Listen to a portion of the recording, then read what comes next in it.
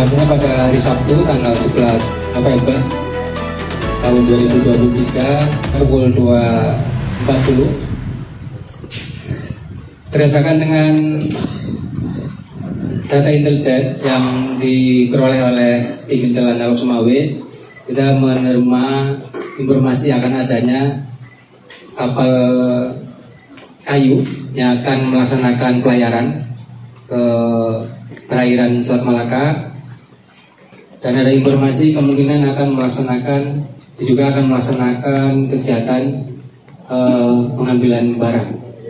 Jadi itu yang dapat kami terima. Kemudian dengan dasar informasi tersebut, kita tim Intel Analog Sumawe melaksanakan kegiatan pengamatan di pesisir Aceh Utara, dan ditindaklanjuti pada pukul 02.00